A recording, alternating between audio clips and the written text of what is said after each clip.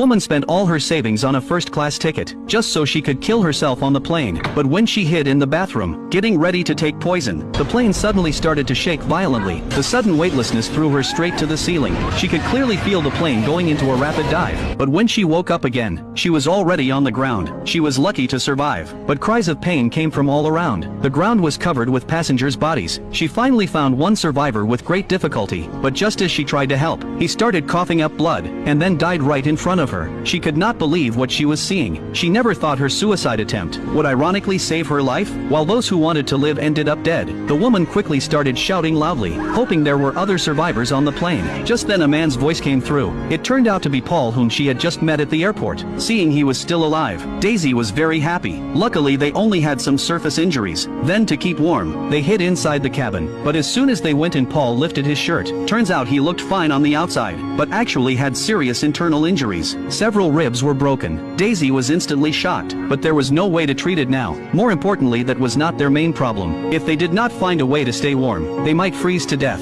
So they quickly found a sleeping bag and crawled in together. Even though they had just met, now they were bound by life and death. After all, staying alive was what mattered. Once they warmed up, they started counting their supplies. They found the food and water left would only last 2 days. They had to find more supplies, because right now there was no way to know if the airport had received news of the crash. But the next morning when Daisy woke up, her depression attacked again. She started to get restless and manic. Turns out she was born with suicidal tendencies. It was a hereditary disease. Her grandfather and father had both died by suicide, so since childhood she always felt one day she would too. She had tried to cut her wrists many times, but never succeeded. This time she had planned to take pills on the plane, but never expected to end up in a crash. Now Daisy wanted to open the door to get some air, but the door was frozen shut. After she finally kicked the door open, before she could breathe in fresh air, she discovered something terrifying. After just one night, snow had buried the entire crash site. Even the passengers' bodies were frozen solid. But in this way, the bodies would not rot. Seeing this, she became sad. She had wanted to die, but instead she survived. Life really was unfair, but the dead were gone. Their grief could not change anything. What mattered now was that she was still alive. But in this harsh environment, they could not last much longer. The snow outside was falling heavier. Paul thought they could not stay here. They should leave right away, because even if rescue came, by then the snow would cover the whole mountain, and rescuers would never find the site. So leaving now was the best choice. But Daisy disagreed. She thought waiting for rescue here was the best plan. More importantly, she no longer wanted to live.